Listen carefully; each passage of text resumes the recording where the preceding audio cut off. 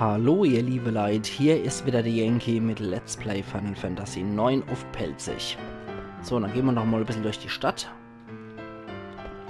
Und neue Active Time Events gibt's nicht. Wie sieht's denn mit dir aus? So, Partykartenspieler. Ja, klar. Erstmal der adlige Abzieher. Gucken wir uns da mal um. So.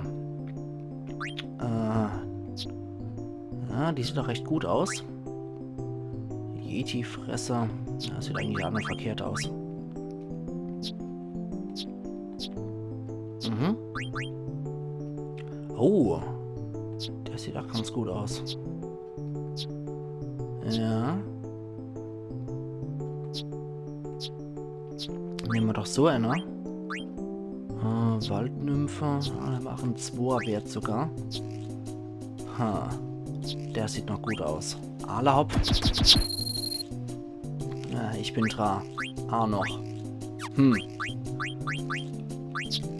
Verstecken wir den hier mal so. Das hat geklappt. Der sieht noch am besten gerüstet fast sowas aus, aber der hat noch links keinen Schutz. Dann schützen wir den halt so. Sehr schön. Dann muss ich so. Den kann ich so. Genau. Und den mache ich erstmal so. Perfekt. Gut. Was ist denn sein stärkster? Okay, da habe ich das mal wenigstens richtig gespielt. Nehmen wir das Sagner. Nö, lassen wir mal.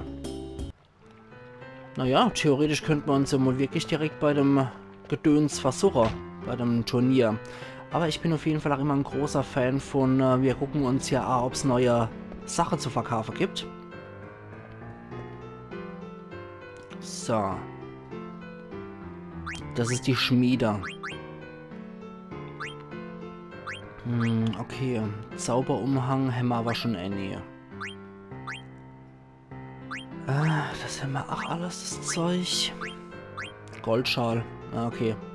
Egal, das ist nicht so besonders wichtig, das Ding. Von daher. Zauberstiefel, Pipapo. Elfenohrring, Mardeinschild. Uriel, Refleckring, Fußkette. Federstiefel. Zauberstiefel brauchen wir dafür. Und Mondsplitter haben wir immer noch nicht. Zauberstiefel. Wie sieht's dann aus hier mit Zauberstiefel? Zauberumhang. Haben wir dann keine Zauberstiefel, die wir hier herstellen können? Gemini-Stiefel, Zauberstiefel tatsächlich. Da brauchen wir anscheinend Kohle dafür, die wir gerade nicht haben.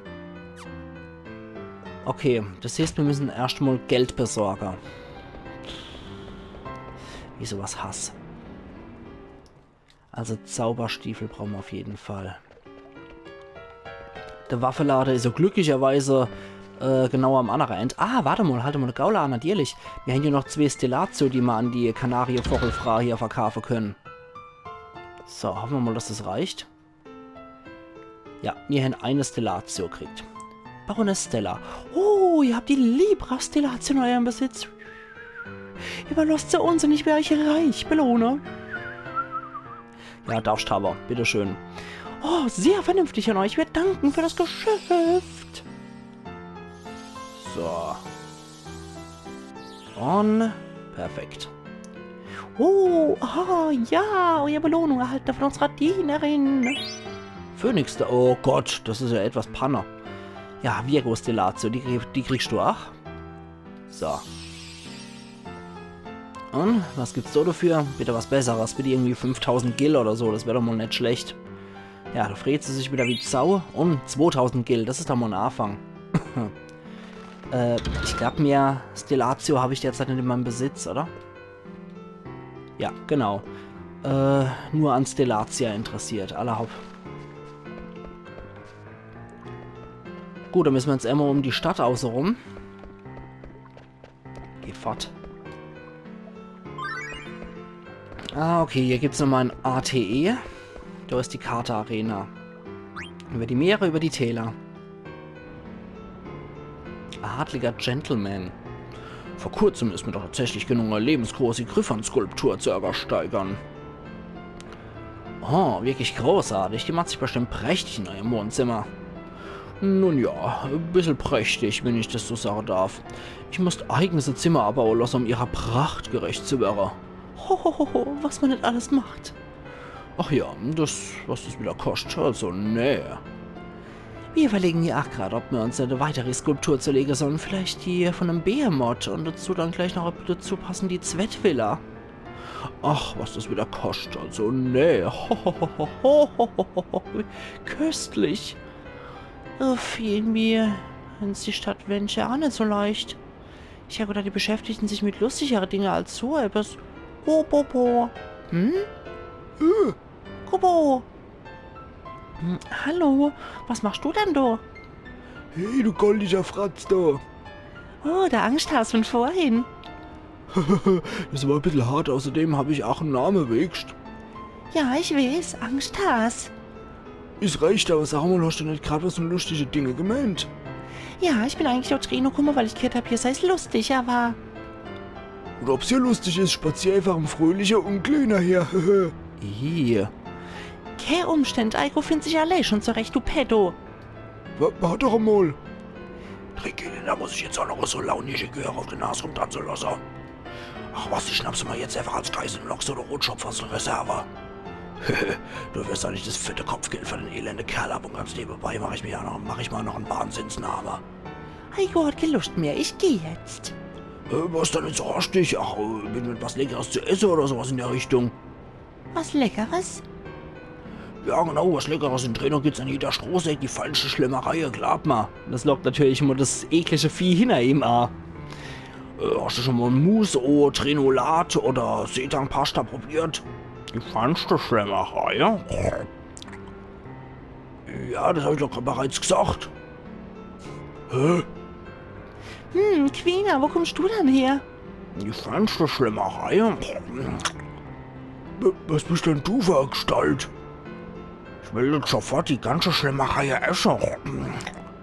Ja und, was habe ich denn mit dir am Hut? Oh, bist du zufällig ein Kumpel vom Rotschopf? Der hat aber die Weißwurst mit Bergschickt, um auf die Kehr aufzupassen. Dann hätte ich mal wieder, ja, das war schon dann die Schlemmerei. Alles eigenartige Fickel. Bobo. Na nu, der vierarmige Angsthas hat dir was fallen lassen. Chimärenreif erhalten. Haha. Chimärenreif, was ist denn das für ein Ding? Ah, überfallen und haut den Lukas. Sehr schön. Aber lass mal erstmal gut sein. Gehen wir weiter, sieht dann. Kerl, willst du mich verarschen? So. Gut, dann müssen wir hier zu Baron Knights Villa. Und dann können wir hier nochmal ein bisschen Quatsche und Zeug einkaufen oder verkaufen. Komm schon her. So.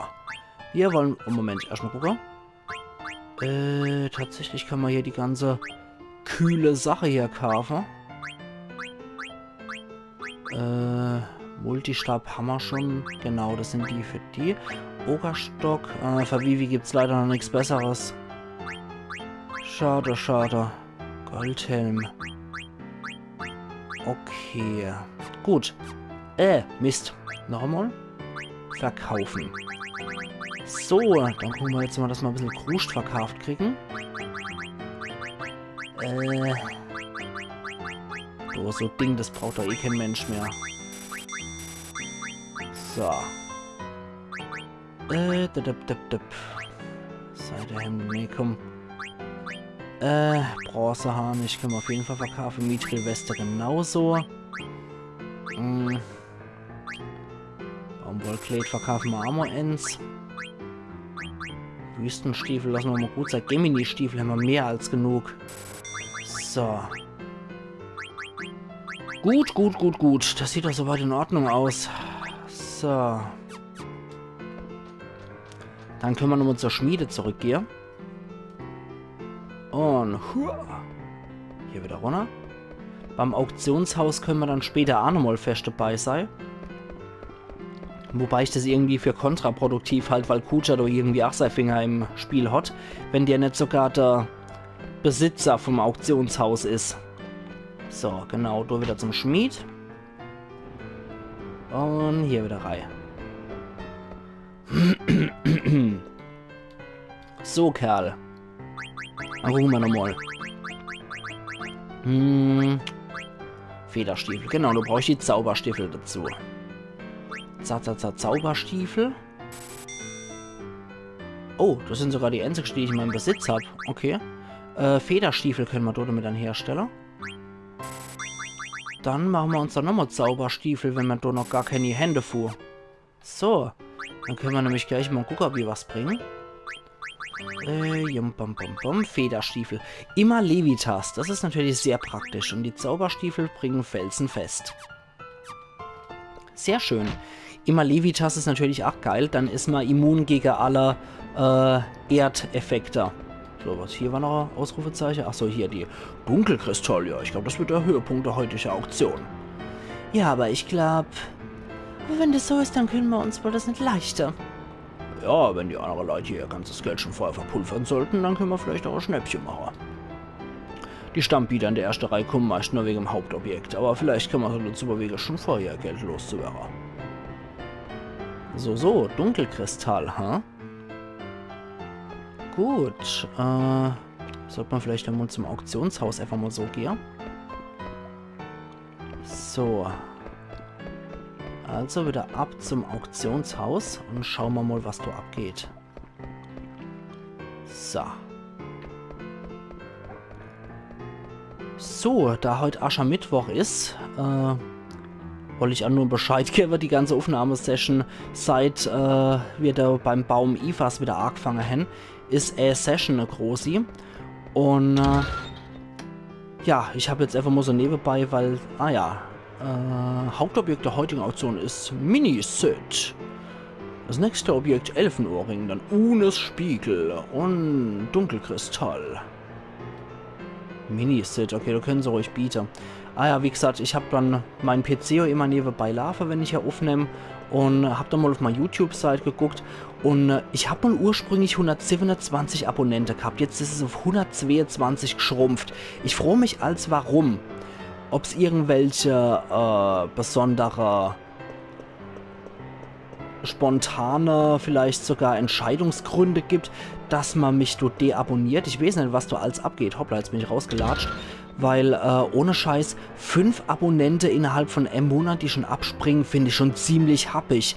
Deswegen wollte ich einfach mal fragen, habe ich irgendwas falsch gemacht? Oder sind vielleicht die Spiele langweilig? Oder was geht dann da ab? Weil, ohne Witz, wenn ich irgendwas falsch gemacht habe, will ich so wissen, warum man mich deabonniert und einfach nur ohne Sang und Klang abhaue. Ich finde es schon ziemlich heftig, 5 in einem Monat zu verlieren. Vor allem ging das ratzfatz irgendwie so im 2-3 Tage, Unterschied, Abstand so rum. Im 2 bis 3 Tagesabstand, einmal waren es 2 an einem Tag, dann am nächsten Tag ist noch einer weg und so weiter und so fort. Und jetzt bin ich doch von 127 schon auf 122 runtergefallen. Also ich persönlich finde es echt abartig. Deswegen, wenn es irgendwas gibt, was euch stört, sagt mir ruhig Bescheid. Das wollte ich eigentlich auch nur deswegen ansprechen. Wenn irgendwas ist, was euch stört, gebt mir bitte Bescheid. Weil, einfach nur so weggehe, dann kann ich es nicht besser machen, wenn irgendwas falsch ist. Und was die Spiele angeht, da mache ich einfach nur, worauf ich Bock habe. Das sollte ich gleich mal dazu sagen. Ich mache sowas auch einfach nur, weil ich Bock drauf habe und es ist nach wie vor ein Hobby. Aber ich freue mich natürlich auch wieder auf andere Feedbacks, wenn ich zum Beispiel dann gesagt kriege, das sei echt ein Erlebnis, wenn ich auf Pelzig hier kommentiere und wenn man dort so gut macht, das tierisch Spaß immer. Das sind dann wieder die Sachen, da weiß ich wieder genau, warum ich das Hobby überhaupt mache. Deswegen, Hater sind mir eigentlich relativ egal. Ich mache es ja, weil es mir Spaß macht. Trotz allem fällt mir das natürlich auf, wenn ich plötzlich viele Abos verliere. Deswegen wollte ich das nur mal so kurz angesprochen haben. So, Dogas Artefakt, das ist... Lassen wir es mal gut sein. Die können ruhig hier bieten, wie sie wollen. Wir haben 3500 Gil. Na toll. Das ist nicht besonders viel. Ich glaube, wenn ich das wieder so vor Aare geführt kriege, kann ich das vergessen, hier ein Schnäppchen zu landen. Dann lassen wir das doch mal sein. Ach, wenn der Dunkelkristall da dabei ist. Wobei, die schmeißen mir ihr Geld raus ohne Ende. Vielleicht bringt sie doch was, wenn ich wirklich bis zum Ende bleibe. So, Rattenschwanz. Elfenohrring. Unes Spiegel und Dunkelkristall. Okay, vielleicht sollte ich doch einfach mal wirklich bleiben. Wenn die hier ihr ganzes Geld verpulvern, könnte es sein, dass ich zum Schluss noch mal ein bisschen Glück habe. Ja, wie gesagt, der Einwand war jetzt nicht ich verliere Abonnente. Ich finde es halt schon blöd, weil man hat ja irgendwann mal Leute begeistern können dafür. Und wenn einfach Leute irgendwie planlos auf Abonnieren klicken und dann wieder denken, jo, Alter, ich wollte es doch nicht haben, und dann wieder weggehen, dann ist mir das egal. So Abonnente will ich auch gar nicht. Ich will ja auch nur die es ernst meinen und die Spaß hier haben. Aber trotzdem ist es irgendwie doof, wenn man dann jemand abonniert und dann gleich, oh nee, will ich doch nicht, habe ich mal anders überlegt. Das ist schon irgendwie feige und das ist wieder sowas, was so typisch ist fürs Internet, wie ich finde. Dieses, ich bin hier anonym, ich kann mir eh alles leichter.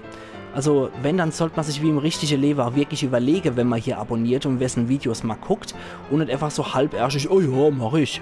Und dann 2 Sekunden später oder einen Tag später, oh ne, mag ich nicht, da esse ich lieber einen Salat. Deswegen, das finde ich schon etwas erbärmlich. Das ist etwas, was mir im Internet eh auf die Senkel geht. Dieses Leute denken, sie könnten anonym sein und hier ihren Quatsch abziehen, kann ich überhaupt nicht leiden, sowas.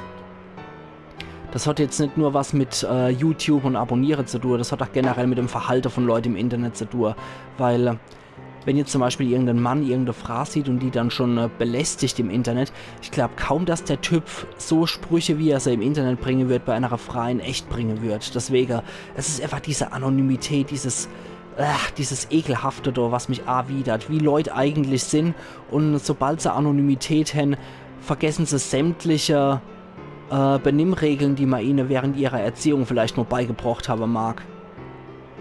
Vermögen reicht nicht aus. Okay, du kannst schon gar nicht mehr mitbieten, aber mitbieten kann ich nur so, wenn ich mich zu dem Auktionator stelle. Ja, wie gesagt, das ist einfach so eine Sache. Das mag ich überhaupt nicht. Wenn Leute denken, nur weil es online ist, können sie sich anonym wie Drecksau verhalten und Benimmregeln entgehen. Sowas kann ich überhaupt nicht ausstehen. Ich freue mich dann auch, wie so Leute wirklich im richtigen Leben ticken, wenn die sich für alles irgendwie entscheiden und dann, oh nö, mach ich nicht, gebe ich wieder zurück. Und Hauptsache mal schnell mit der Gosch dabei, nö, sowas mag ich überhaupt nicht. Deswegen, ich bin froh um die Abonnente, die ich habe. Da bin ich sehr froh drum. Oh, okay, kann ich schon mal vergessen. Gut, da brauche ich jede Menge Kohle für so Zeug. Das war jetzt schon das Doppelte von dem, was ich habe als zweites Gebot. Kann ich vergessen, kann ich in die Tonne treten. Okay, dann würde ich sagen, ich gehe nochmal zurück zur Arena. Zur Karte Arena. Und mache an der Stelle hier meinen Cut. Ich habe genug geklagt. Und wir sehen uns morgen wieder zu Let's Play Final Fantasy 9 auf Pelzig, wo es dann weitergeht im Kartenspiel Dome. Weil Dome muss es dann halt weitergehen beim Turnier. Das gehört zur Hauptquest. Also machen's gut und bis morgen dann wieder. Iron Yankee.